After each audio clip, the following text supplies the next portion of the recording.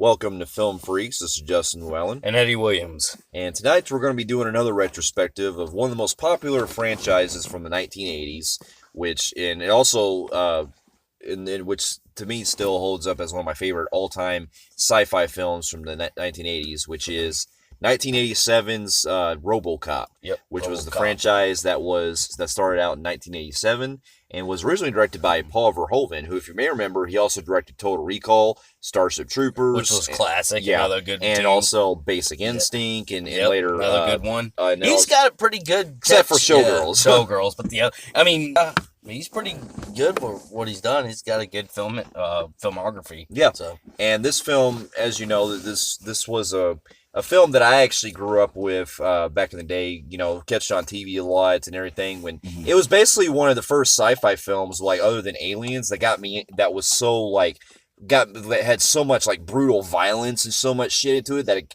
my parents kind of had a hard time for me watching it because of how fucking brutal it was. Yeah. But we get into RoboCop 1. Yeah, RoboCop 1, which, as we said, was directed by Paul Verhoeven and stars Peter Weller in the title role. And Red. And Kurtwood Smith as Boddicker. Yep.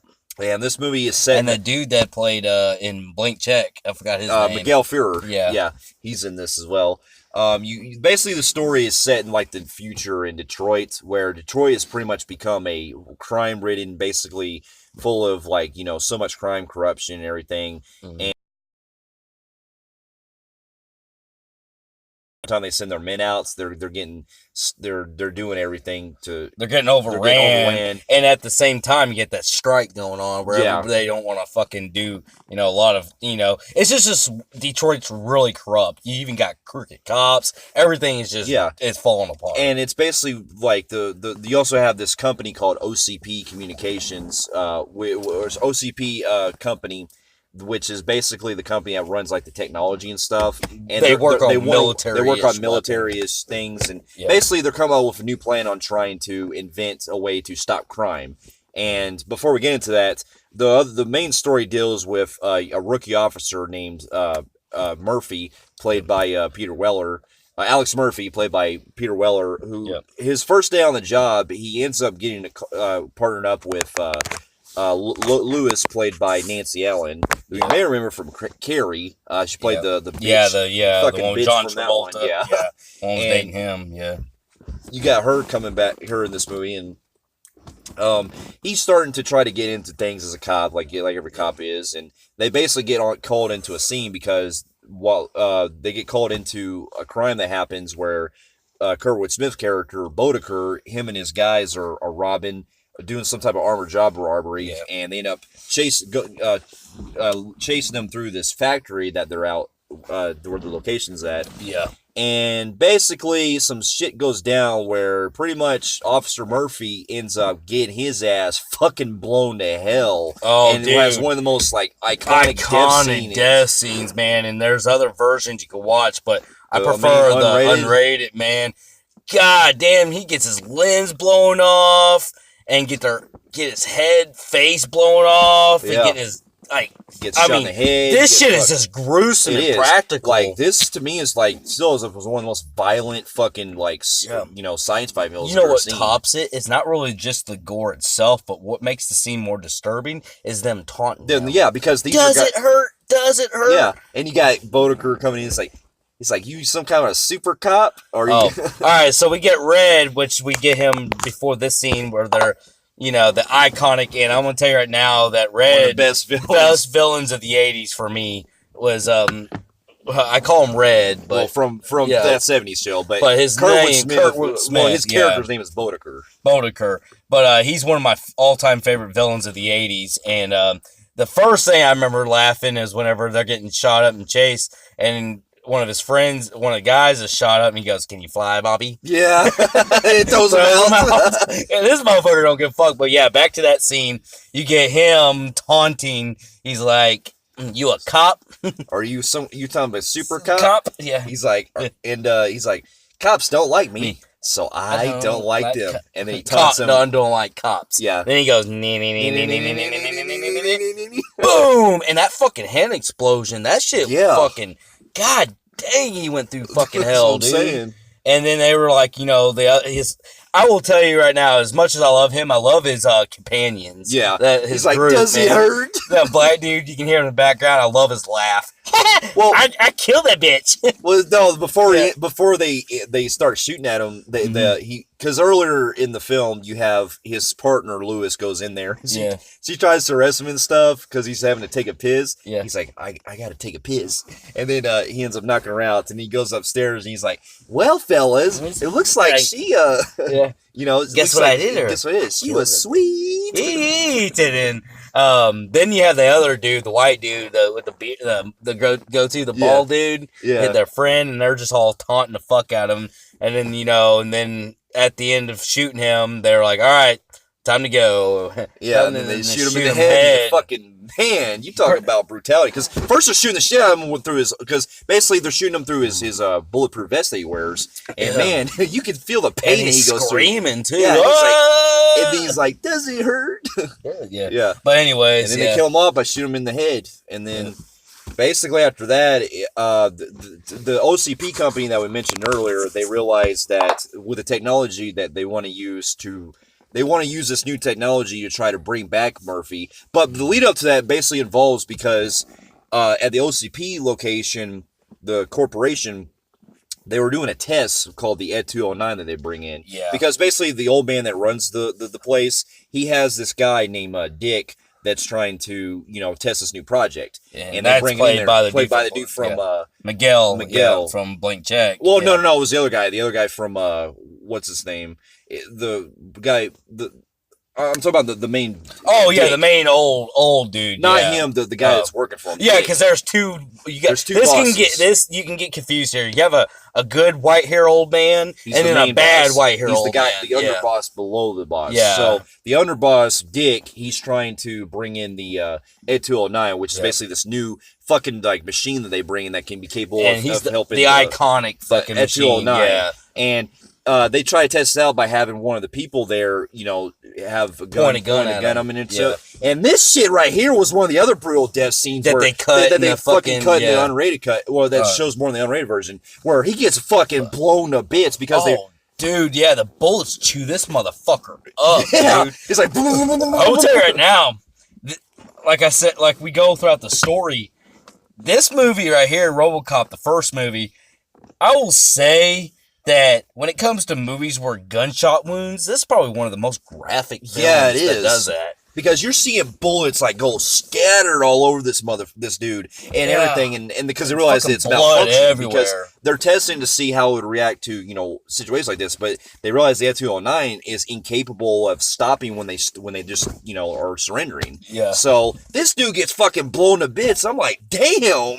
Yeah. And then they realize the guy, the main boss, who's the head of it, who's the guy from Halloween 3. He's like, Dick, I'm disappointed in you, and they end up. They're then going to test new technology to work for RoboCop because basically when Murphy dies, they decide to try to bring him back. They test a new way to bring him back as a cyborg. They figured that it needs to have some kind of human body to maybe function it right because all the peer robots are acting out of order. Yeah, they're malfunctioning. Yeah, and so and then somehow in a way I think they also bring up that. Because Murphy was still breathing. I don't know how the fuck he was still breathing. Well, I can't remember. I forgot all about that. I don't know if they brought him. But I know he died and brought back. Yeah. But anyways, they bring him back somehow by making him turn into a cyborg. Yeah. And when they do this, his brain is pretty much implanted inside the cyborg. Yeah. And all of it in his face and everything. So everything about him, including his face, is there, but the rest of him is all mechanical. Mm-hmm. And so he ends up coming back to life as a cyborg, and then we get that funny scene where the dude from Blank Check, Miguel Fuhrer, he's like, "You're gonna be a bad motherfucker." Yeah. And then we also get side plots where him and that black dude that's his friend and they go and they kind of bitch back and forth with Johnson, the dickhead. Yeah. Well, he's the one that works for OCP as well, and they argued how Dick Jones, that's the guy. The main bad guy in this movie is Dick Jones, who runs OCP under the main old man. Yeah. They said that he's trying to get him fired and shit. And he's like, "Fuck Jones" and all that. Yeah, I think what it was is whenever they did the whole thing with RoboCop, making RoboCop. One of them had their prototype, and the other one had their prototype, and it was like a battle who's gonna get promoted and all that, and get their work into like and. Yeah. But anyways, RoboCop is brought back as a cyborg, and he ends up going on ways to service the law. They train him on like they have the fire reigns where he's using his gun that his iconic fucking pistol where he's like shooting the targets back and forth. I'm like, damn, almost look like a Desert Eagle, but a more modified version look-alike of that. Man, even the look nowadays of RoboCop, the way he has that suit, that still fucking holds up. I love the noise he walks. He goes, So basically. And they partner him back up with his partner, Lewis. Lewis, and because they know that they were close. Well, for what time they had. And they decide to go after the guys that got him killed and everything. But they're trying to make him do patrol. Yeah, they're trying to do patrol missions and stuff like that. Where it wasn't until he noticed one of the calls coming in, and he noticed through his technology that one of the guys, and then he started having deja vu. Yeah, like I know this from somewhere, and that's when he can frame that one dude, the white dude, one of his partners, and then they basically at first they're doing missions like that part where he is seeing that girl getting mugged and stuff, and he shoots that dude right through her fucking right between her legs and shot his dick.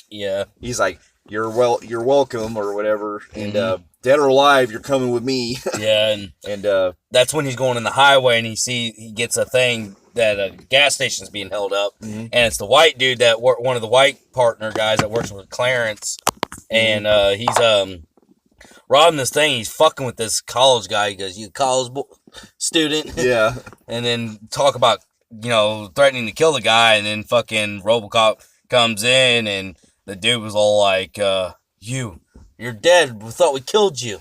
Yeah.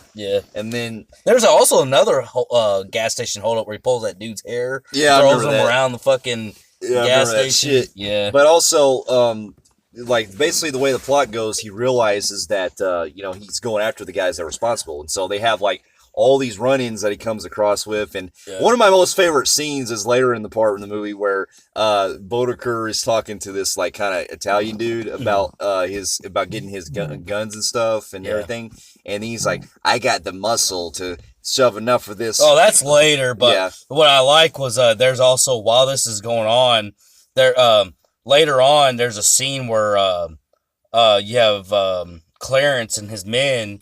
They're pretty much terrorizing this one neighborhood, this street, a bunch where they have pawn shops and gun stores. Yeah. And they end up stealing, testing all the guns, you remember? Yeah, with the rocket launcher. Yeah, rocket launcher. And dude has a nice car. He goes, "Hey, Clarence, look at my car." He goes, "Hey, check this gun out." Hey, no, Clarence, don't. And keep in mind while this is a bad fucking gun, too. Oh, it was, definitely. Yeah. And plus what's going on throughout the film too is that during this, we also get commercials and stuff that's on TV and stuff talking about the political satire in this. Is still fucking relevant to this day. To this day, there's only 2 films that's ever really done this. The franchise, you got RoboCop, and then Gremlins 2 even tried it out. And I think I don't know what it is, but for some reason, they can make the tone of the film feel weird. But I actually like I love the satire in this because you have basically the commercials where I think it was either this one or the second one where it had the dude it had that board game or whatever where it basically can cause harm to... Well, harm is... It's basically poking at the statements of board games and how technology's taking over. It also shows how the world's going fucking insane. Yeah. They show wildfires, fucking just all kinds of crazy shit going on. And also one of my most funniest things in this film is the part where you get the old man with the women, and he's like, "Oh, can I have both?" He's like, "You got both of us," or whatever how it goes. He's like, "I'd buy that for $1." That, and I love the fucking violin one. Second one. Oh, okay, that's in the second one. That was a good one. Yeah, but I'll get to that one when we talk about part 2. Yeah. But then you get plots where you got Clarence dealing because what he is, he's a drug runner. Yeah. And you get plots where he's with those Italian guys. Yeah. And that's when he does that. He's talking shit, and he's like, I got the muscle to shove enough of this factory so up your far up your wop ass. You'll be shitting snow for a year. Yeah. I love that shit. Yeah. He's like, guns. Come on, Sal. Packers are playing tonight. Man. Never miss a game. Man, his fucking one-liners. I wish I would have saw this character in a fucking Shane Black written movie, like fucking Boy Scouts. Last Boy Scout or some shit. shit. Something like that, man. He is so underused. I know. He's the perfect fucking villain. And yeah, because to be honest, I'm more into this villain than I am with the main Dick Jones guy, because I didn't really care for Dick Jones. I get that they had this big mob smartsy kind of guy, but man, Clarence owned that fucking He was the main highlight. Yeah, highlight. They should have just made him the fucking main villain. I really didn't care about the other guy other than he's a fucking cocksucker hiding behind closed doors. Yeah, but basically the whole plot deals with after RoboCop stops this warehouse shot, which is funny because that dude says, "Oh, fuck you," and then cocks his gun. Oh yeah, so they find out, basically got RoboCop and the girl kind of like doing their own investigation. They kind of track them down where they think they're going to be doing their little warehousing trades. Yeah. And while Clarence and the Italian mob is kind of working together and doing this deal, RoboCop breaks in and everybody starts shooting at RoboCop. And then, it's when the black dude, which I find is underrated, is a cool partner of a villain, of like kind of like a henchman. Mm-hmm. He's like, fuck him and that Asian dude. That Asian dude is he's like, oh, fuck you. Boom, and you hear the fucking blade. Yeah. I love his laugh in that fucking movie, dude. And then they start icing the fuck out of him, and then RoboCop, can't be stopped. He's shooting the fuck out of everybody, man. Great fucking shootout. Great shootout, and this is when he gets Clarence, and he's all fucking scraped up, and he pretty much makes him pussied out where he says, I work for Dick Jones. Yeah. Dick Jones. And then we get him to where... And then he spits, he's like, fuck you. Yeah. You're talking shit. And then he ends up almost killing him. Then he gets information about it. And then he's basically... because he has that... Basically throughout the film too, there's a chip inside where it says uphold the law. So he has to go by the actual laws of the... Yeah. And before we talk about the part... Oh, we'll finish this part and then we'll talk about something else I want to talk about. So basically, instead of killing him, he has to below the law, and he takes him to jail. Yeah, and then we get that funny part where he spits on the fucking paper. He's like, just give me my fucking phone call. And then, because we later find out he worked for Dick Jones. Yeah. But anyways, or Johnson, or was it Dick Jones? That's Dick Jones. Dick Jones, yeah. So there's also something I really want to talk about. That we've left out. There's also a subplot where he's family.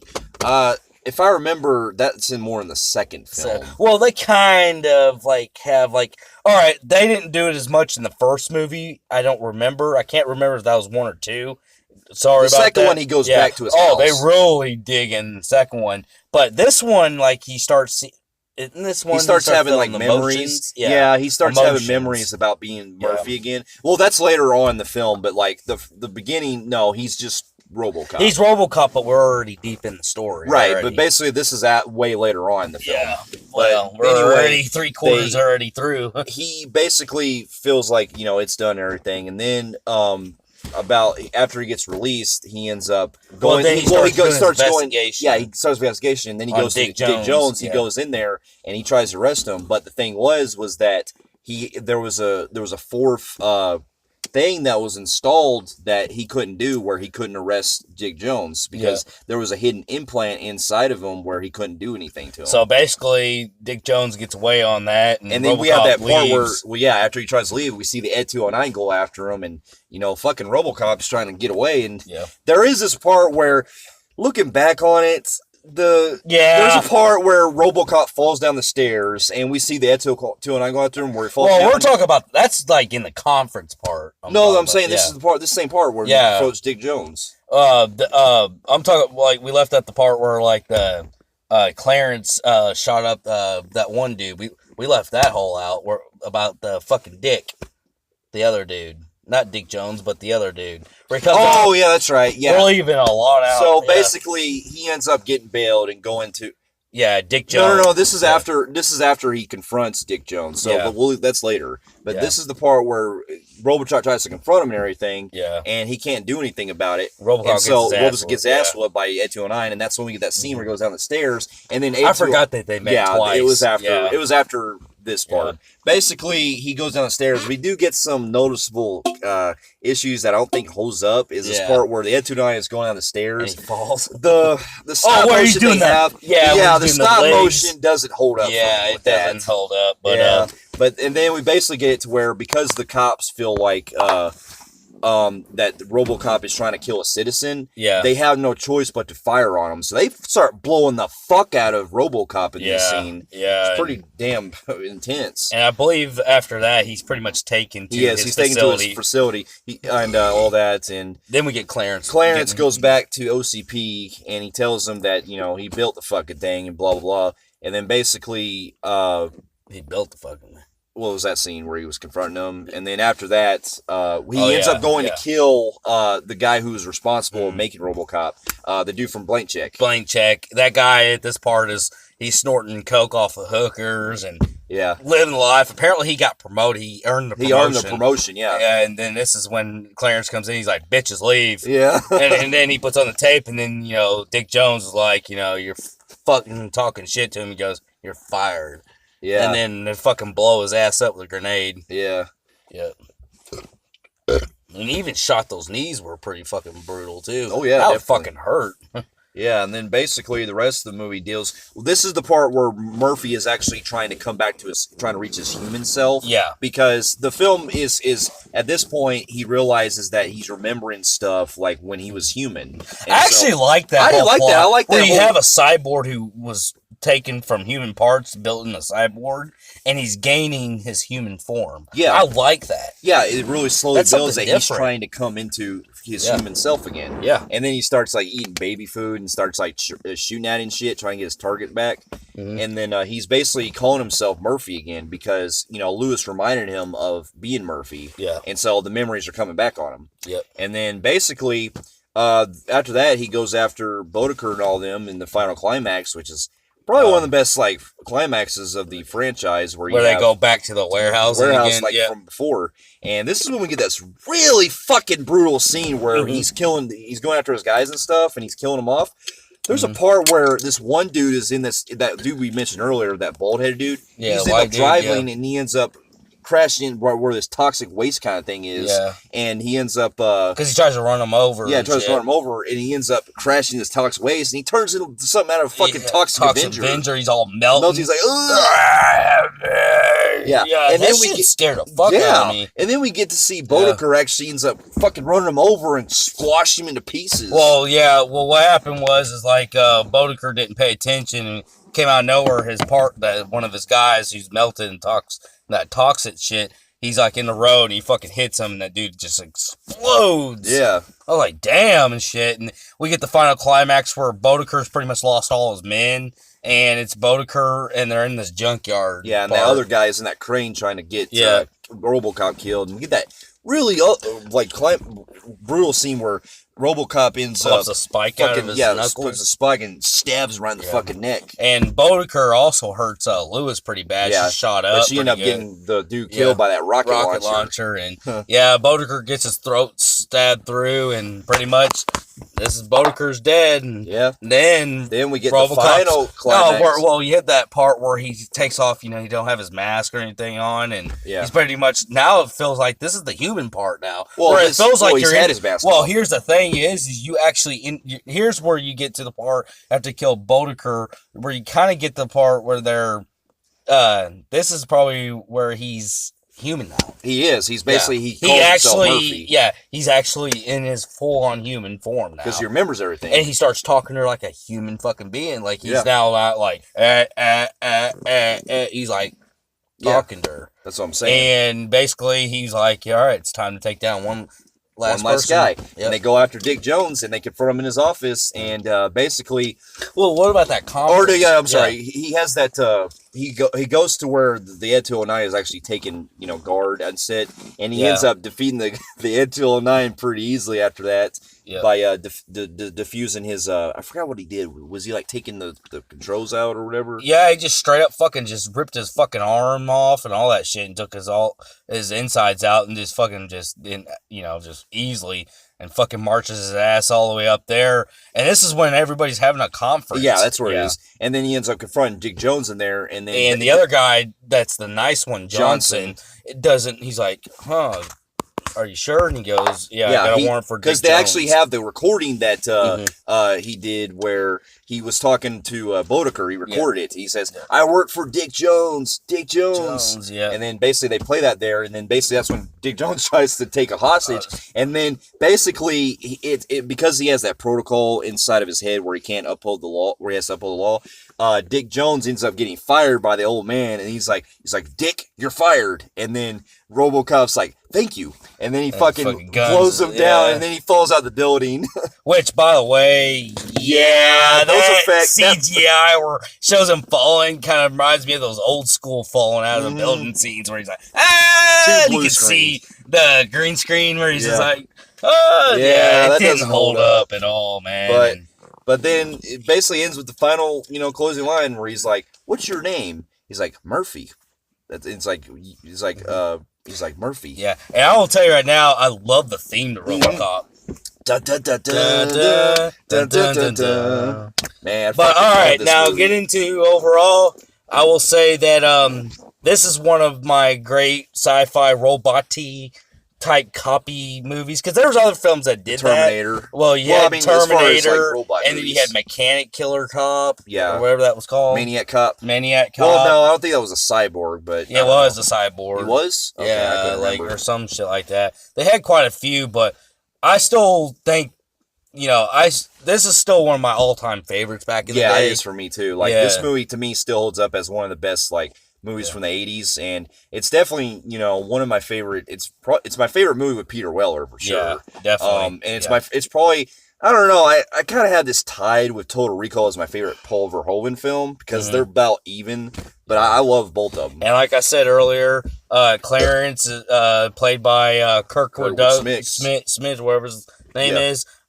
He's one of my favorite villains of the 80s, man. Yeah. Other than Rhodes. And another person I like is Captain Rhodes from Day of the Dead. But I find Kurtwood Smith.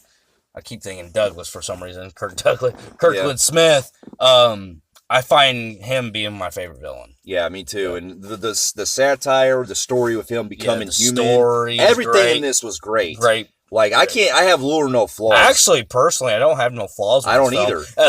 Minus some of the special effects. They don't hold up. But that's really just because they didn't age well. I thought it was well written. Even the subplots blended very well. Yeah. I loved all the partners and all the henchmen. Everything just, not only that, and it's cool to see something so brutal and you can get a fun laugh out of it. That's what I'm saying. So with that, I give this a fucking phenomenal grade on the Film Phreeks I agree with you. Phenomenal grade and a Film Phreeks meter. Yep. Fair enough. And now after RoboCop came out, which was quite a success when it came out, it showed that, there was a lot of potential for this to come out. And boy, when fucking RoboCop came out, now keep in mind, when I was a kid, I didn't really know much about this, but when RoboCop came out, that was such a huge success. Mm-hmm. They followed with, before the second film, they had other shit lined up. They had a lineup of toys that came out of action figures. And there were literally 2 animated series that came out around the same time. Well, you gotta think I'm older than RoboCop, so I remember that. And what's weird is that in the 80s, they had cartoon shows that were based on R-rated franchises like Rambo, Conan, and even RoboCop got their own cartoon series. I'm like, how the hell do you take that movie and turn it into a cartoon show? Not only that, because a lot of people were just like, things were so different back in the day. It wasn't, what would you call it? It wasn't, I'm trying to find the word. A lot of people frown upon maybe that kids watch bad movies, like hard R. Back in the 80s, it was actually not as censored. It wasn't not censored, but I got a word that can't come out. It's hanging on the top of my brain right now. But basically what he means is that kids were able to still watch movies back then and didn't really have much viewing restrictions. Yeah, viewing restrictions was not a thing. Everybody, I watched Nightmare on Elm Street, the first one, with my family. That was just something people did back in the day. That's what I'm saying, yeah. And no one thought nothing bad of it. So a lot of rated R. What I'm trying to get to, because I'm stretching it out, toys that were in R-rated films, kids bought them. Exactly. They did Terminator. I owned one. They did Aliens. Yeah, I did too. I owned the original action figure. Yeah, I owned all those original. And, and basically after the success of RoboCop, it wasn't until about 3 years later they finally decided to get around to doing a sequel. And believe it or not, this the sequel was actually written by Frank Miller, who, if you may remember, he did he wrote he did the Sin City novels and also the Dark Knight Returns. So he was a big comic book writer. And this one was directed by Irwin. I forgot the dude's last name, but he was the guy that did Empire Strikes Back. The guy who directed Empire Strikes Back did this one. Yeah. And basically, Peter Weller returns again, and this time also Nancy Elliott returns. Paul Verhoeven, I don't know why he didn't come back for this one, but I guess maybe because he was doing Total Recall at the time, so maybe that's why he couldn't do it. Because this came out the same year, in 1990. Yeah. And basically, this film deals with about a few years later after the first one, where it's, again, set in Detroit, and you have RoboCop dealing with, still same kind of shit like the first movie where you're doing opens up where these people are doing this drug where they stick in their neck. It's called Nuke. Yeah. And there's basically a drug kingpin called Kane, who's basically running all this operation and stuff. And basically it deals where you have RoboCop going after him, and it really kind of dives into a kind of an episodic feel, because you got that going on while you also deal with, like, him kind of recollecting his past, so to speak. Yeah. This one, they really dig in deep where he now wants to find his wife and son. And even the wife finds out in this movie that her husband's a cyborg. Yeah, which I found very interesting, because this movie, it deals with a lot of, like, different subplots happening along with the main plot. But it works so well. I did too, and to be honest, out of a lot of the mini sequels, I find this to be a really fucking underrated. Yeah, I know a lot of people shit on this one, but I fucking love RoboCop 2. RoboCop 2 was fucking great, and I just, it's a shame that this one gets the hate it gets, man. Say what you want about 3, I agree with you on 3, and I'll get to that later, but 2 is, like, considered in my underrated list, which we'll eventually do down the road, underrated list. Yeah. But going in the story, you got these people doing, like, sticking this shit in their neck, and you got, like, RoboCop comes out of nowhere and fucking starts busting. He's on the mission to find out who's delivering these drugs. And, and then you also got this kid that works for Kane and all of them too. That's a part of it as well. Oh, and that part where he goes into, like, the first scene is really graphic, because that part where RoboCop comes in. And it's the first scene, other than them fucking his, car up and all that.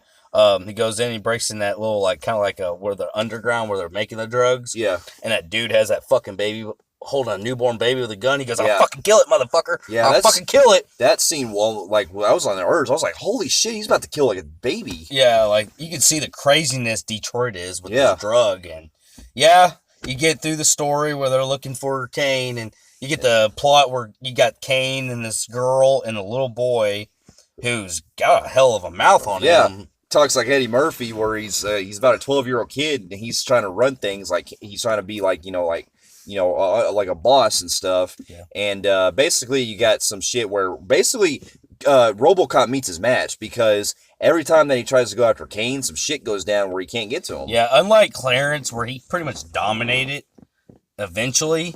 This one, he just can't fucking win for losing. Yeah, in this one, and we'll get more details so we can stay concurrent. Yeah, but basically, while this is also happening, we also we deal with a subplot involving where the old man from the first one comes back, and they're trying to work on they're still working. The OCP guys have an inside mole that's in there. This girl that works for the old man is supposed to be basically like because from what I remember is that she's basically trying to screw things over and try to basically take control of the company and stuff. So you get that kind of plot going on too. Yeah, that girl, and then they're ready to make another major cyborg. Yeah, and then basically you have Murphy pretty much trying to get to him and everything with Kane and stuff, and we get some pretty good, action sequences in this, especially when you get that factory shootout with the chemist and all that. Well, yeah, before all that, what I really get, you get the subplot where there's a dirty cop where that works for the Force.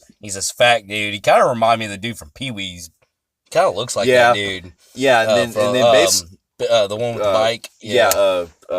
Francis. He looks kind of like him, but a more Montreal or kind of more of a bad mouth one. Yeah. But you get a subplot where he's kind of working, he's corrupt, and he's kind of giving Kane and the boy some pointers of like what the cops are gonna do next and all that, and what RoboCop, they know about RoboCop, and they're like, what is he up to? Well, and you also have this other subplot where you have this guy running for mayor and stuff, and everything. I think he's running for mayor. That black dude, that's running for, I think, the one that cusses a lot. Yeah, like, motherfucker, fuck you. Yeah, and then so there's a lot actually going on in this on like a more epic level on this movie. The thing is a lot of people will bitch sometimes movies do have a lot going on, and they don't blend very well. It's kind of hard, and some films will fuck up.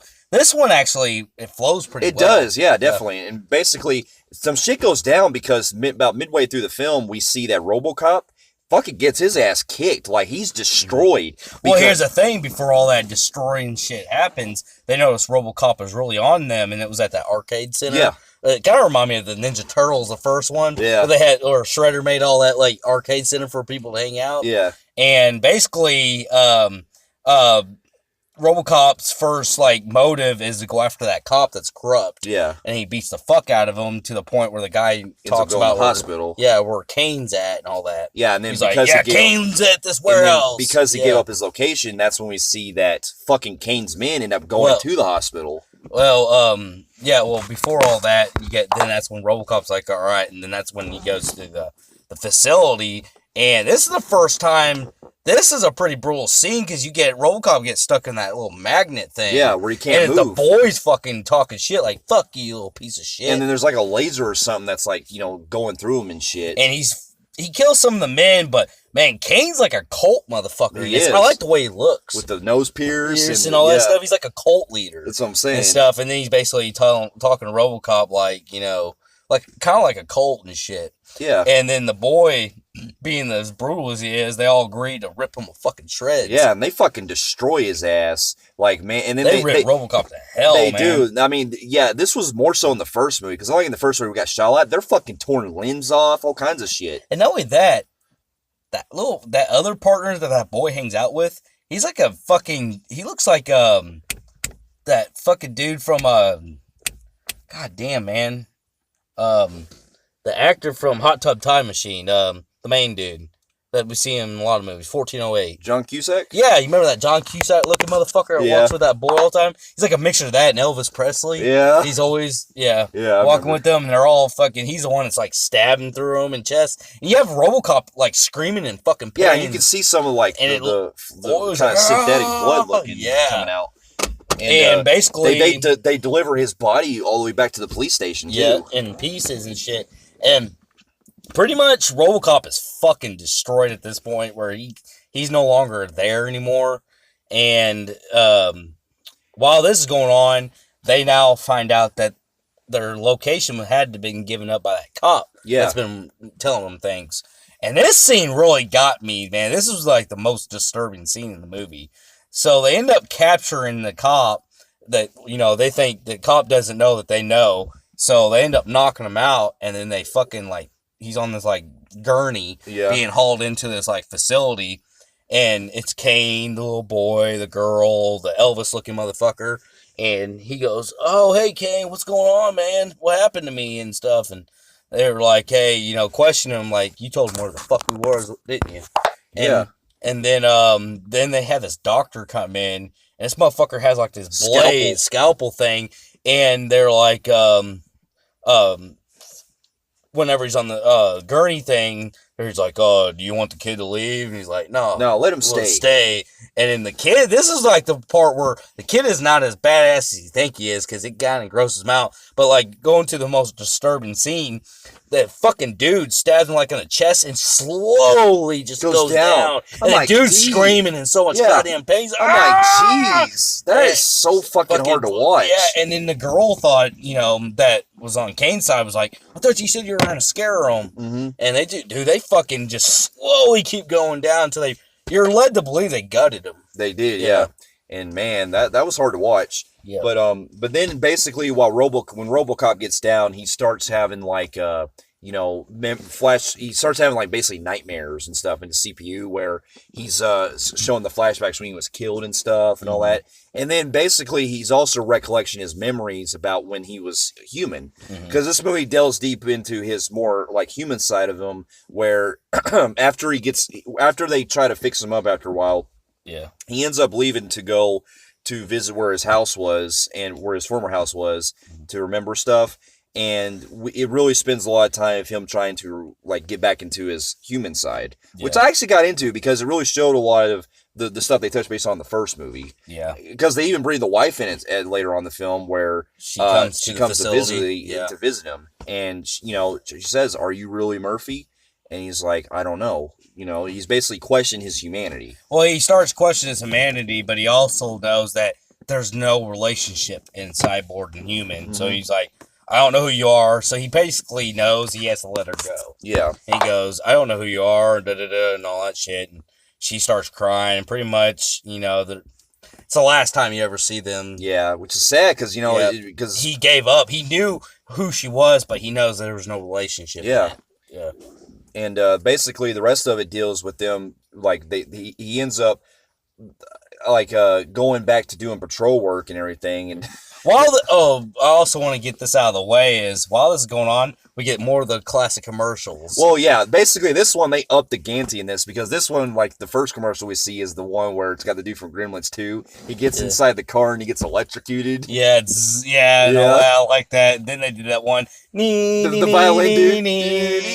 And he has his fucking legs, and he's doing it with his butt in the air. Yeah, that fucking shit was hilarious. Yeah. And then you got the one where the girl's putting like the face cream on and stuff, and but when RoboCop is actually brought back, this is the one where he starts becoming nice, and he's basically like, this is where whenever he becomes nice, and because he's not fully right still in the head, and they tell him he's demoted to just regular patrol, and he's stopping the kids that are fucking swimming in the thing, and he's like. He goes, don't do that. And he's like, you're fucking nuts. These kids are all cussing. Fuck you. And then they put fuck you in the back of them. No, they put kick me. Kick me, yeah. And then he goes to that baseball thing. Yeah, he goes to that baseball store where the owner got killed. And these kids like beating the fuck out of him. And then you had this... dude, yeah. Because I remember they had that detail scene where they beat that dude in the fucking head. Yeah, man. Basically, they try to stop these kids, and... He was like, he doesn't do anything. He's just like, violence don't solve anything. Yeah. And all that shit. And it was like, they upped the comedy in this one. Yeah. And they had that scene where he's seen that dude looking at him with the cigarette. He's like, smiling him. He's like, hey. And then he starts shooting over him. He's like, don't smoke. Yeah. Yeah, so they fuck him up with this ship, and then they end up going back and having to reinstall it again. Yeah. And then after he gets out, he recollects his memories and stuff, and then he eventually finds out where Kane's location is and everything. Yeah. And he ends up, actually, no. From what I remember, didn't he kill Kane at some point? Like, after he gets out? Well, the thing is when he starts... I can't really fully remember. I think it's when he starts really recollecting, like, what happened, what Kane did to him. And then now everything fully clicks together, and then, boom, he's back to his regular form. And I forgot how... what it was like that one girl found out that Lois or somebody found out Lewis that they were shooting him up with something, like they were fucking rewiring him, and one of them fixes him where he's back to normal. Yeah, because that girl that we mentioned earlier, the one that's working for OCP, she fucked up his CPU. Yeah, so they end up getting it fixed, and then I forgot how the rest of it. Because what he does is he goes back to that same warehousing. Yeah, and basically this is where like they get in this big shootout, and you lose the Elvis looking motherfucker, and before the big showdown that takes place later in the film with everyone there. I forgot how Kane died, because remember he dies and comes back later as a cyborg. I know he. Fuck. I forgot how he fucking dies. But basically, he ends up getting killed by RoboCop, and then... I think it was the car wreck or the car that's what it was, yeah. He finds, because they're hauling some guns or hauling some drugs or stuff, they get in this big fucking, like, thing where, like, it was like a chicken or something. Yeah. It ends up killing Kane, or I can't remember how exactly, but I remember him cussing RoboCop out while he's driving, and basically he dies... And you think everything's all good until that lady actually takes the brain, like they did RoboCop. They say, since RoboCop was done right, let's do the same thing again where we can control the guy even more. Yeah. And they take Kane's body and his brain, and they basically put him into this new cyborg, which is funny because when there was also something that we kept messing up, we didn't bring up. Was the part where they were doing the test and all the RoboCops. Yeah, and they're like, hey, something presents RoboCop 2. Ah! Yeah, and they and all the one that shot himself, yeah. he's like, I remember that shit. Yeah, the satire was fucking great in this. Yeah. And you have the Johnsons going. Yeah. All stuff. So, anyways, we see the brain, the eyeballs, and the little water thing. Yeah. They put Kane inside this, and actually, it's a cool robot because he kind of reminds me of Iron Giant. With a screen, because this one's more different where you have Kane's face in the screen. Well, what's weird was that the actual graphics they look when you go on screen, those were pretty cutting edge at the time because you see like a CGI image of his face. Yeah. They actually were ahead of their time with that technology. Yeah. And basically when they do it, they're at a facility thing where they're presenting him. Mm-hmm. And this is where he actually goes rogue on his own. Well, this is before they get to the actual conference and stuff. He ends up getting loose, like in secret, and he ends up going to that factory where everyone else is, where that kid and everyone else is. And he basically because the kid takes over, and he wants to recruit other people involved, including that mayor and stuff. And basically, he ends up the guy running for mayor, and Kane ends up going there and fucking kills almost like everyone instant with his machine guns. Yeah, he even fucking kills the kid, man. Yeah. And this is where we didn't bring this up, but I noticed that Lewis sits out a lot. Yeah, this one it's mainly RoboCop like doing after his own thing, but this is where Lewis comes in. Yeah. Yeah, and she helps him out. Yeah, and basically she sees the boy. He's all shot the fuck up in that mud. No, it was RoboCop that found him. Remember? Yeah, RoboCop finds him. RoboCop finds him, and I'll admit, like I'm kind of iffy on this scene because this whole film we're led to believe that this kid is like following these guys' footsteps and stuff. He's basically... Well, it's to show that Kane, now that he's different from who he is, he's not really going to remember, like, that part where he snapped the girl's neck. Yeah, that was fucking brutal, where you went crunch. She's, like, rubbing like they're going to have sex and stuff, and then he knows... He's kind of like, knows that it ain't going to be the same. Yeah. So he fucking gets pissed and enraged. He crunches her. Yeah, that was fucking brutal. And it's led to believe that Kane is now, because he's this robot... He don't need anybody anymore. Yeah. So he kills, like, even his own people. Yeah, and then we get that scene where after he shoots the kid, we see RoboCop goes in there, and we get this kind of emotional scene where he's, the kid's slowly dying, and I'm kind of, like, really iffy on that, because I'm like, am I supposed to feel bad for the kid because he got killed? You kind of do. Because it shouldn't be, because the kid's a fucking murderer. He's a fucking dickhead in the whole movie, talking shit to everybody. Mm-hmm. I'm like, man, that kid need to get his mouth fucking smacked off somewhere. Yeah. And then you get this sad scene, you're like, man, he's a child. Yeah. And, and then he dies. And then basically after that, we get the climax that involves where you have... Him versus Kane. Which basically this is them having to test out, like actually showcase it. We get that famous thing where the dude stands up and he's talking shit, the dude in the mirror. Yeah. And that basically, it's that meme that you see nowadays where it shows his face. Which one was it? And I know I don't mean to backtrack here for anybody. Where that dickhead mayor, the one that that's was going him. Nuts. That's the second movie. Where they has the girl, the one where that was the first movie. We forgot to bring this up in the first movie. In the first movie, you had this dickhead mayor who was taking people hostage. He's like, fuck he's like, something that needs, something that runs on that drives really fast and gets really shitty gas mileage. Yeah, and then like hostage. That was like towards the end of that. That was the beginning, actually. Of the first movie. Like and the only reason why I want to bring that up because I remember that motherfucker was hard in the video game. Yeah, he played the video game back in the day. Yeah, and that fucker was hard. That fucker was actually tough. Yeah. But anyways, back to this one. This one is the second one. So we have the press conference going there about the technology and everything. With Kane. Kane ends up getting loose and is about to kill everyone. And we get the funny scene where the old man's like, behave yourselves. And this is where like he even shoots RoboCop. He comes in and he's basically, got Kane versus RoboCop. And he even gets shot through his fucking chest and gets a dent put in and all that. And then you get the final battle where he notices that he has to punch through the brain. Yeah. And then he actually does. And the brain is like really detailed really well. And he throws it on the concrete and smashes it. Yeah. So, and exactly. Kane dies. Yeah.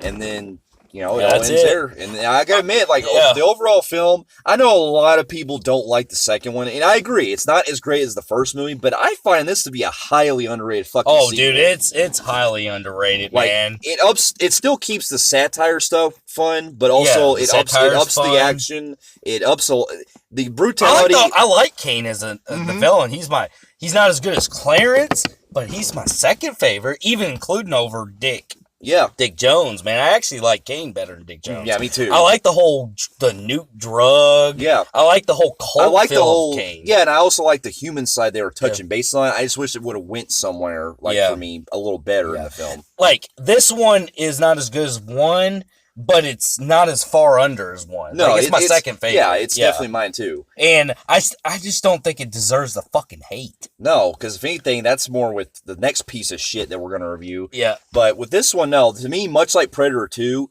these are the films that came out in the 90s that to me are so highly disregarded as being bad sequels. And the fact that there's a lot of elements, the brutality is still the same as one. Yeah. The satire with the, like you said, commercials. Everything is still there, and they up it with testing new robots. Mm-hmm. Yeah. I mean, the story itself, like I said, I know that they took the thing with the human level of RoboCop. That's my only downside with the story, because they didn't do much with. Because the first one, you get the idea that he's back to being human. And then they go back to robot again. Yeah, so they went backwards. Mm-hmm. But overall, I still fucking loved it, and I'm giving it probably gonna give it a lower phenomenal grade on the Film Phreeks meter. Yeah, like the first one I had it high phenomenal, which I didn't say high phenomenal, but the first one's a high phenomenal. This one I'm gonna go a low phenomenal on the Film Phreeks meter. Yep. And then basically after this, they pretty much. I think the second one, if I remember, it wasn't like a huge success, but it was it was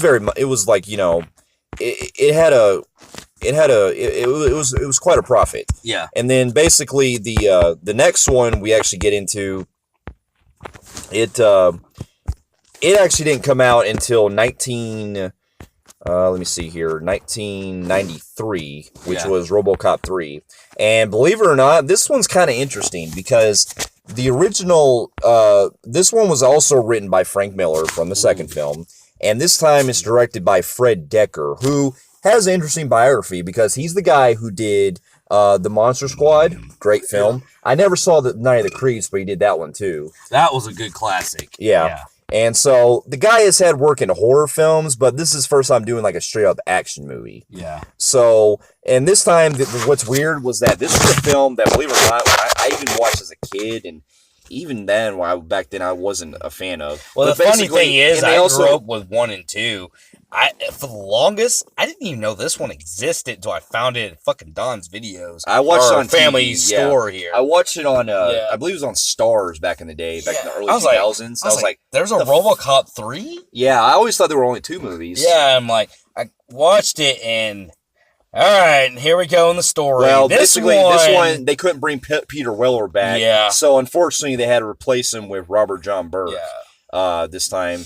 And this one it's more apocalyptic. Yeah, this is more of a post-apocalyptic, which the idea sounds cool on paper because basically this is a post-apocalyptic world where OCP has officially got rid of crime. Yeah. They basically made it to where they've taken over all of Detroit. And they went kind of rogue themselves. And they're like, basically, it's kind of like poking at communism. Yeah, basically, OCP has turned evil to the point that Detroit's falling in chaos. Yeah. And basically, this is kind of like a poor man's version of that Kurt Russell's Escape type movie. Yeah. That's what it kind of reminds me of. Basically, they're set to have the city default on their debt because they're in bankruptcy. Yeah. And before purchasing the entire city. And to do this, they're creating armed forces that ninjas. Yeah.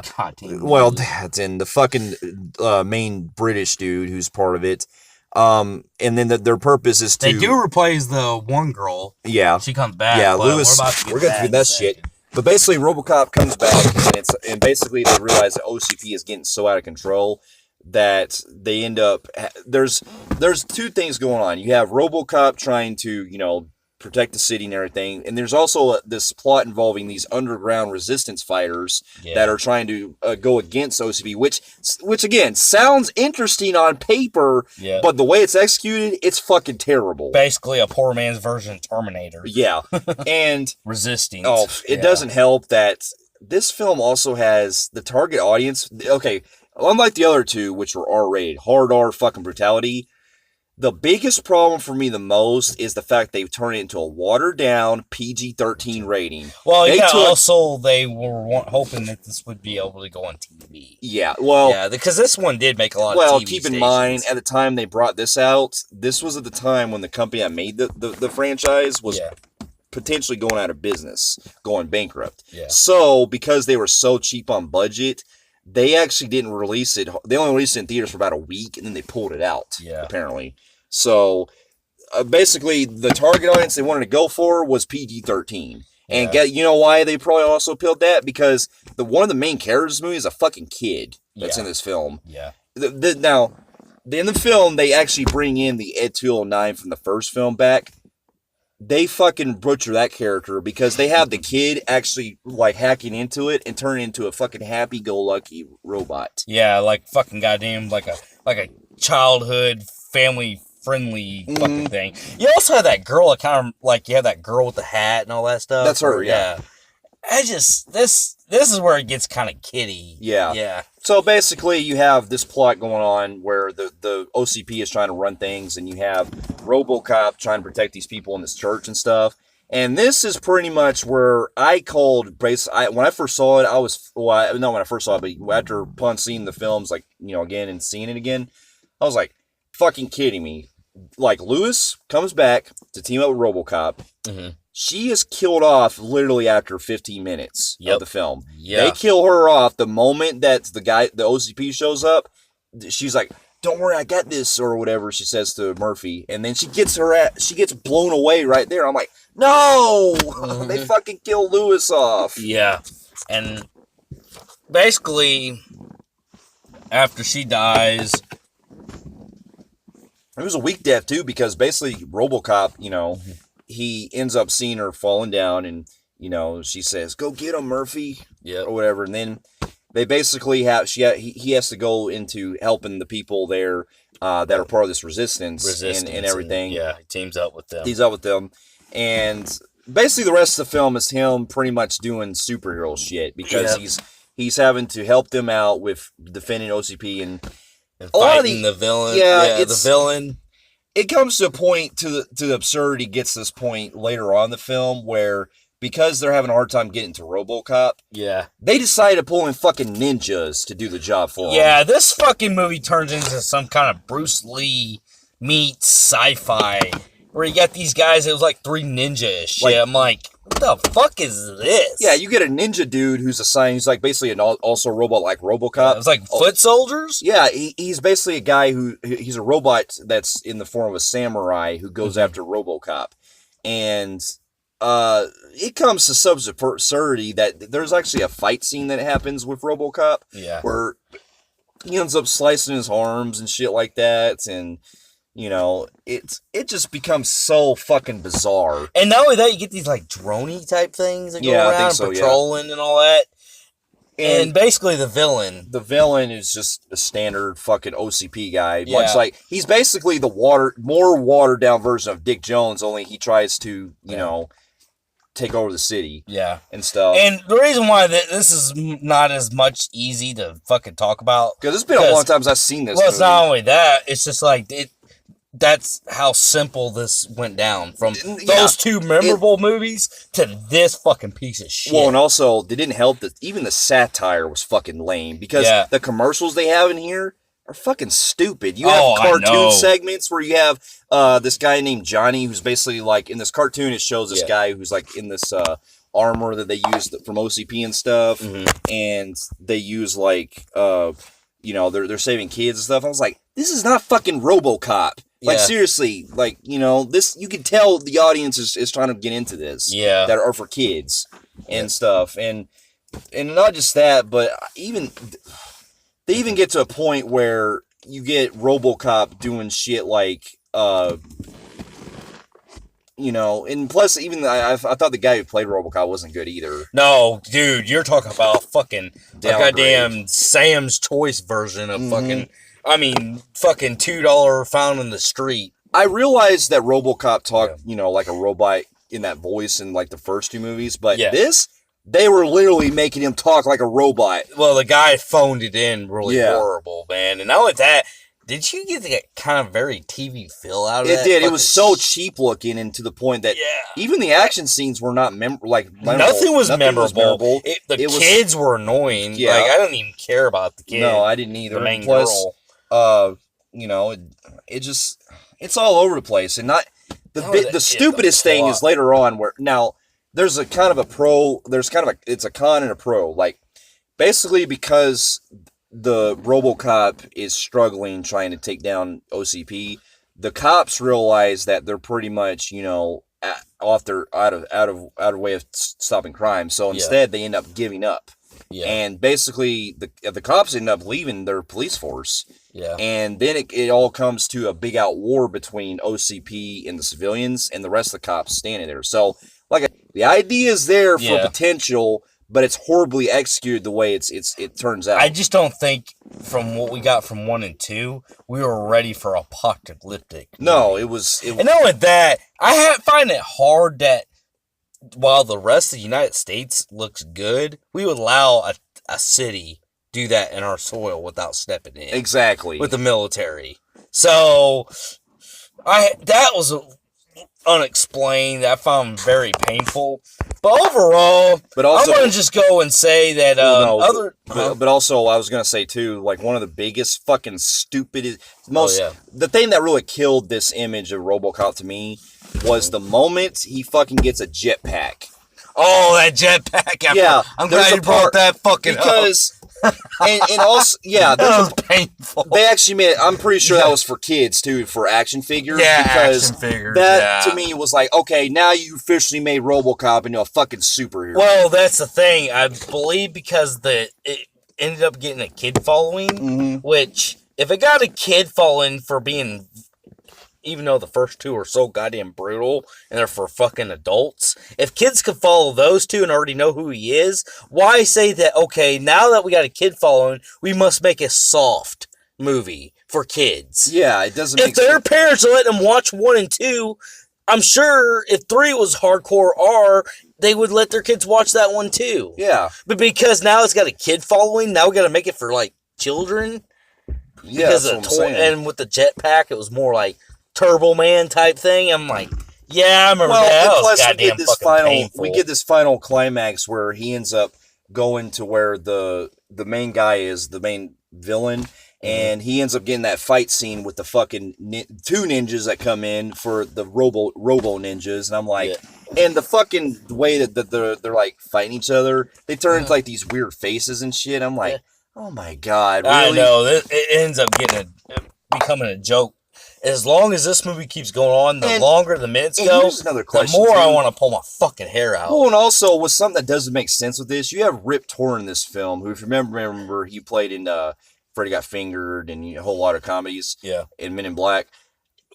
I don't know what the fuck, if he was supposed to be a villain or if he was supposed to be, you know, kind of a neutral guy, because he's the main guy who runs OCP, but they make it to where, is he the fucking bad guy? Like, or what's happening here? Yeah, I like, was lost. It was lost. Like, this whole movie was just a complete mess, and, you know, if it was, I haven't seen we might be lost on some details, because, honestly, the movie was so bad that I fucking forgot about it, man. Now, Tara, now, I saw it one time, and I won't ever go back to it, man. No, because it was so unwatchable for me after that. It's so fucking painful. I remember I watched it, dude, and I thought I was going to be bald by the time I was done because I was pulling my fucking hair. Because I just, you know, when I accidentally found it, I was like, okay, I love the first 2. What can go wrong? And every minute I was like, oh my god, you got to be fucking kidding me here. Yeah. Are you fucking serious? Oh my god. And every second I'm like, oh my god, shoot me the fucking death right now, please. Like I said, overall, the movie really killed the franchise. Now, the only pros I will give is, like I said, the idea for doing post-apocalyptic Detroit cool. and stuff like that, where OCP takes over, that could work if it was in a better fucking movie. Yeah, a highly budgeted, better movie where they could have made it not look so apocalyptic as much, with like things on fire and all that shit. But they could have done some other stuff and made it feel like it's kind of still, we're not really in apocalypse, but we kind of are. Yeah. I would have liked better. This one made it look like we're in Terminator. Exactly, and that feels just, no. Yeah. So with that, this movie is a fucking flatline on the Film Phreeks meter. For the third time, I gotta agree with him. Flatline in the Film Phreeks meter. This movie is ungodly piece of shit. And I won't ever own it, with my collecting. I don't want either. So it's one of those. Now, after this came out, there was also, I believe, a year after this came out, we also had a live action TV series that came out of RoboCop as well, which was basically, it was the kind of show that, because it was censored, much like the third film, they decided to turn it into basically where instead of RoboCop shooting bad guys and stuff, they made it to where he was so watered down that he would shoot stuff around bad guys for him to, have, debris or something fall on him. So, there was a live-action show I didn't see, but they apparently did one. And they also did a mini-series, in 2001 called Prime Directive, which I actually heard was pretty good. From that one, I heard that it was a lot more, they brought back the violent stuff from the first two films. They brought the satire back. Oh, that's cool. Now, that one, I believe, was a mini-series, so I haven't seen it, but they basically followed the first two movies and ignored three. See, I'm pretty much up to the remake. Yeah, I thought it was dead. I did too. Yeah, and then and they did talk. I think they were gonna make another one for a long time, but after a while they just decided to just make a new version of RoboCop. Well, going back to 3 real quick, what the fuck was that dude thinking? That was a smart idea making it like that. I don't know. The guy who was part of 2. Be involved with 2 was fucking making this one and thought it was a smart idea. Yeah, I mean, Frank Miller, I don't know what the fuck he was on when he did the third movie. But then again, that's also probably the studio involved too, because they were so desperate on trying to get probably the franchise going still. Yeah. Because they were bankrupt at the time, I guess. So here we are, years later. Years later, they decided to finally get around to doing a reboot of the series.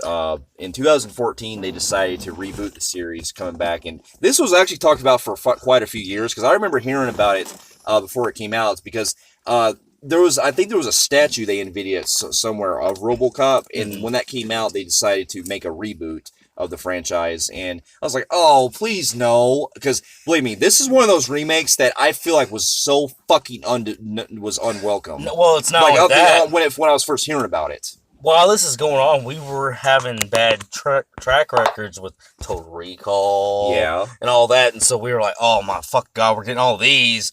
This ain't gonna be good. Fuck no, and I was not looking forward to it. And even when the first trailer came out, I was like, "This." First of all, just from the previous, I'm like, okay, why is RoboCop having a black? He's supposed to look silver and chrome, and not supposed to look like this. I looked at him and I was like, another piece of shit movie I'm gonna bring up. Why the fuck does he look like he's a spinoff from the G.I. Joe movies? Yeah, that's what I'm saying. All right, this is gonna be painful, and I knew it was gonna happen. And then, what killed it for me? PG-13. Yep. I was like, all right, kill me. My Part 3 is going to happen again. Maybe higher budget, but it's happening. Oh, fuck, no. Yeah. And when that film came out, I was like, you know what? I'll give it a shot. It wasn't bad. I'll give it a shot. I watched it, I'm like, it wasn't great. I mean, I'm sorry, it wasn't a great movie, but I was like, it was not as bad as I thought it would be. Yeah, I actually walked because this one I missed in theaters. This one you let me borrow. I watched it. Yeah. I will say that because I did not trust this film.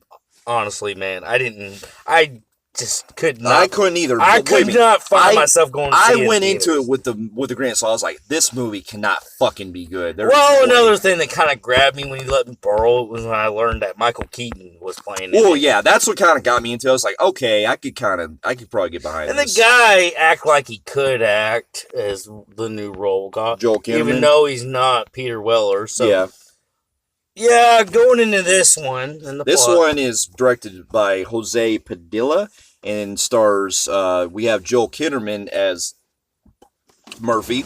And we have also quite a cast. You got Gary Oldman, Michael Keaton, Samuel Jackson. Quite a big cast in this. And Jackie O'Haley. And basically, this one is much like the original film. It's set in a futuristic Detroit, I believe. Yep. And no, it starts out in Iraq. Yeah. In Afghanistan. It's about our war in Iraq and Afghanistan. It starts out like it's in the future. It's Iraq. In 2028. Yeah, and it's set in it's going with the hot spots for Vietnam, Iraq, and all them. Basically, the OCP, like in the original film, they're trying to create warfare by having peacekeepers capable of maintaining law and order. So they actually have already invented technology to help stop those in these wars. Yeah, unlike the first one where we're actually seeing it hadn't been created yet. This one, it's already been created. Yeah, so they kind of changed up, which I was like, okay, that's kind of a good change up. You kind of already have some stuff going on.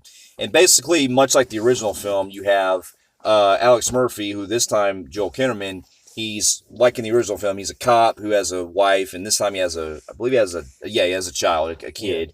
And basically, much like the original film, he is doing some, stuff to be a cop and everything. And unlike the original film where he's going after this movie doesn't really have a main villain really, because it's more about the corporation itself again. Yeah, is the villain. So basically you have him going, doing this stuff, solving crime stuff, and he ends up doing a good job. Mm-hmm. And then one day he comes home and realizes that his car ends up getting bombed. And when I first saw this in the trailer, I was like, are you fucking kidding me? How is he going to turn into a robot doing that? Instead of, after a villain, in the first one, he just happened to have his car wired or some shit, and it blew up and killed him. I don't know who wired it. It was somebody from the inside, I believe. It's been a while since I've seen it. It's been a while since I think he was investigating something from OCP, and then they knew he was getting close to something, and they rigged a bomb in his vehicle. And then basically, now unlike the original film where Murphy was completely dead, they're making it to where Murphy is still alive. Yeah, he actually survives. He actually survives, and so basically they make it to where they have the technology from OCP. They end up creating this new technology which will still allow him to use his hand and his face, because in the original film he only had his face. Mm-hmm. So in this one he actually has that left. Yeah. Now there is one thing I was kind of getting into, was that this film shows how you see in real life with the military veterans that come home, they have the where they kind of show that. Where they show disables. I like that they do that, because they introduce how this technology helps the vets. Yeah, yes. They dig, because this one's very modern. Yeah. So I do like how they approach that in this film. Yeah. And basically, Murphy discovers that he's pretty much, he's being developed for a cyborg. And while this is happening, we also get introduced to Michael Keaton's character, who runs OCP. And I gotta admit, I actually got into Michael Keaton's character in this. I don't think I ever hated Michael Keaton, anything he's ever done. No, me neither. He's good in everything. They even actually, what's clever is that they actually come up with different ways to try to give him a suit and stuff. And they look at some of the other designs. They look at the original and say that they actually see the original suit. Yeah, and he's like, and Peter Weller wore the original, and he's like, that one's okay, but let's go for something more tactical. So look, hindering that we're in a new era, so let's go more modern. Although it was funny because they come across one that looks kind of like a Transformers looking one. He's like, no, that one looks fucking terrible. So that was a nice little jab at fucking Michael Bay's movies. It's like, no, fuck that one. Yeah. And then they go to the black one. It's like, all right, we'll go with that one. Let's put him in black. Yeah. And so he ends up getting the suit, and he ends up going through getting his training to try to develop his suit and everything. And we get that kind of, I actually kind of like the scene where he's doing the firing range and stuff with Jackie O'Haley, because Jackie O'Haley plays the guy who is at the who's basically the military officer who's helping him train his weapons and stuff. I believe also we don't have a Lewis in this one. No, this one I don't think he has a partner. He's more by himself. Mm-hmm. Well, you can say that, Jackie. There's that one guy that's with. I think it wasn't that black guy that was with them. I think. Yeah, well, it's a mixture of couple people that are just there and they're helping him doing some shit, but they're they're all like together as one Lewis. We don't have a one person. It's like that. Lewis. I know that black. I think he had a black partner. That one guy that was like kind of with him. Yeah, that's really it. Well, you can also say Jackie O'Haley was also kind of, too, but because he's helping him, you know, with the technology. Yeah, what he's in now, and also he's being worked on by. He was created by Gary Oldman's character, who ends up creating him for the technology there. Yep. And he has like funny scene where he's doing the firing range or not in the firing range. He's shooting like the robots that are around and stuff, and basically he ends up doing great and ends up using his skills as a cop and going back into the force. And what's weird is that the guys that they end up killing him, like in the beginning of the film, or the guys that he was going after, are kind of like Bodeker, because they have this one guy that they set up early in the film that he goes after, but he fucking gets him fast after he goes back. I thought he was going to be like the main bad guy, the new Bodeker, because he kind of resembles him. Yeah, kind of reminds me of him. But it's just like abruptly ends fashion. Like, okay. Maybe they're not hashing everything. They're just paying homage to some. Yeah, and so he ends up getting him, taken care of fast. Not only that, this one's a different one on the satire things because we have Samuel Jackson is in this, and he's mainly doing a lot of commentary about how the technology is and stuff. So he's doing taking over and things like that. So it's really just taking more of that angle as opposed to like the commercials and stuff. Yeah, it's really just more of. I can see that because today it might feel a little bit awkward. Yeah, because we don't have notable commercials today like we did back in the day. Yeah, so they went with like rather news, like talk shows and stuff like that. Yeah. So there's those, and then basically.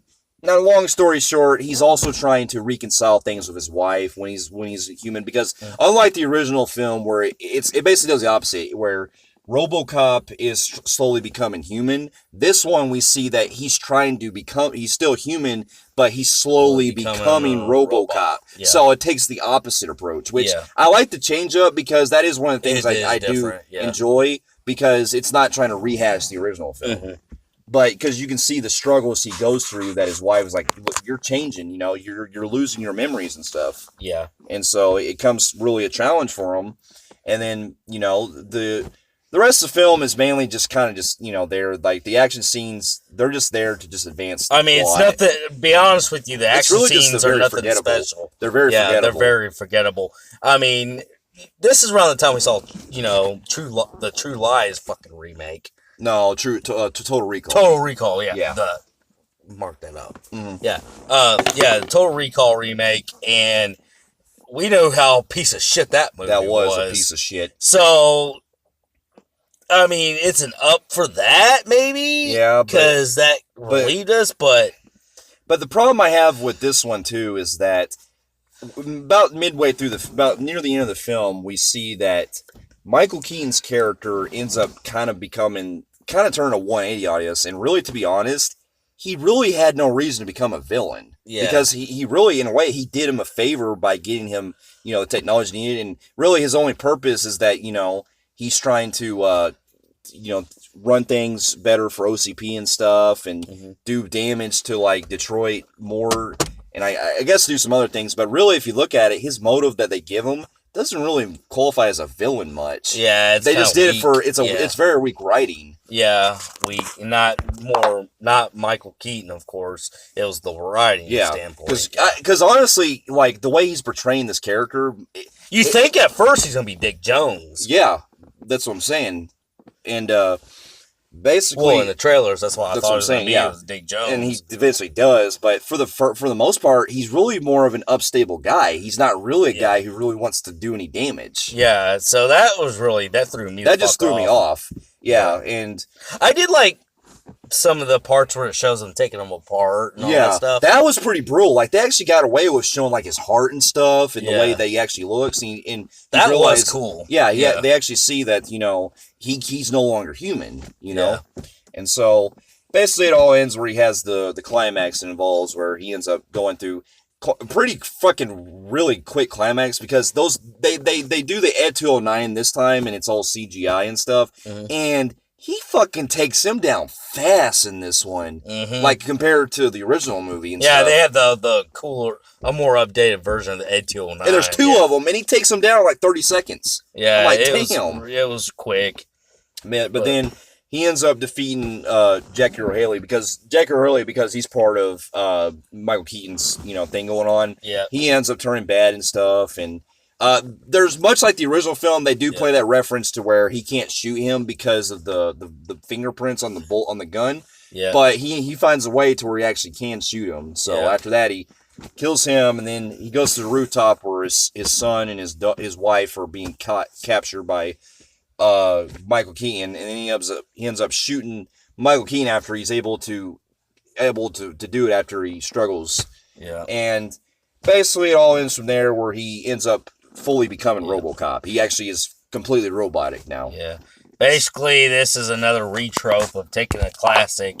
And because of modernizing it, it doesn't work. No, it doesn't. Even though it ain't a bad movie. It's not a bad movie. It's just, it's watered down because the PG-13, like, they really don't do much with they really tone down the violence that was great in the original film. And as much modern his suit looks, this is around the time we were getting G.I. Joe and all those films that were using that fucking same suit. I was going to say, I felt like it was overly at the end, too, Gary Oldman's character ends up showing him the original suit that he finally puts on. I'm like, okay, that's what we need to see in the next movie. Where they finally did so that was cool. They finally get him to wear the classic suit. Thank God, man. Yeah, because to be honest, I didn't mind the suit, but I felt like it was really not RoboCop to me. Well, the thing is we were getting a lot of sci-fi films. We were getting G.I. Joe, which fucking was bad. Yeah. And they were all using that black tactical look. And that became a stereotype when this movie came out. Yeah. And I just felt like it was so unoriginal. It was, yeah. And when I believe it or not, I actually reviewed this film when it first came out in theaters, but it was on my old Blip account that's no longer available. Yeah. And I remember when I watched it, I was like, you know what? It wasn't great, but it wasn't bad either. So for PG-13, I actually was shocked that it wasn't that bad. But it wasn't good. No, as a remake to RoboCop, it's not good. I expected it's not like horrible. Well, I expected them to do what they did with Total Recall. Total Recall. I thought it was going to turn out like that, and because it wasn't near as bad as that was a relief. Yeah. And for a PG-13, it wasn't too bad. But, I mean, to get my pros, to get some of my other, pros and cons, I liked Joel Kinnaman as RoboCop. I thought he really carried the role for a good remake and everything. I even liked, Michael Keaton was fantastic as, as the main guy run OCP. Because in a way, he's kind of playing like an older Bruce Wayne, if you think about it. Yep. Like, the way he's doing the technology and stuff. So, the cast was not a problem. They did cast was not a problem some of the action scenes were kind of fun, here and there, with the shooting range and stuff, and all that. But they're just the movie comes off as standard. But I did kind of like the change that they did the story with how he's slowly becoming RoboCop. I thought it was a nice change, but I agree. But my cons are really mainly that they didn't really do anything really unique. They didn't really do much of a unique take on the story. It comes as just really kind of a standard remake that's really pointless. Yeah, it really was a pointless, and it never would come out with another film. Yeah. But with that said... Yeah, and also I had a problem with some of the CGI they used with some of the fucking 8209s. Yeah. Unlike the original film, which, used kind of outdated stop motion on the 8209. This one, they fucking look bad in those scenes. Yeah. And also, it didn't help that, they set up, like we're saying in the prom, with the villains, they were really poorly written. Yeah. So, with that said, I'm just going to give it probably just maybe just a average Joe on the film. Yeah, I actually go a little bit under you. I'm going to go a very low average Joe. On the Film Phreeks meter. Fair enough. And before we end the review, we also have the new one coming out, which they announced earlier this year. The new one. They actually have another one that they're doing, which is bringing Peter Stormare.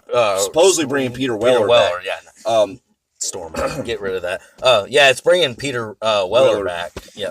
Basically, the guy that they want to get to direct the next one is Neil Blomkamp, who, if you may remember, he directed District 9, Elysium, and Chappie.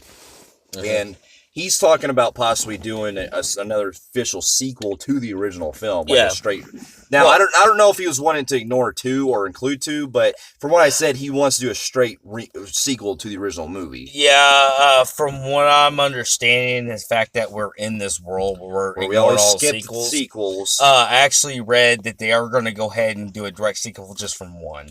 Which is a shame. They're not going to add 2. Yeah, 2's been erased, 3's been erased. Yeah. So, but I mean, for better cause, they're planning on possibly getting Peter Weller back. But here's the problem, though. The only reason I can say that might not work is because, for one, even though it'd be cool, I'm just saying it might be iffy because, for one, back in the day when Peter Weller did RoboCop, he said that his biggest struggle was that he couldn't fucking stand the suit, and he was uncomfortable with it.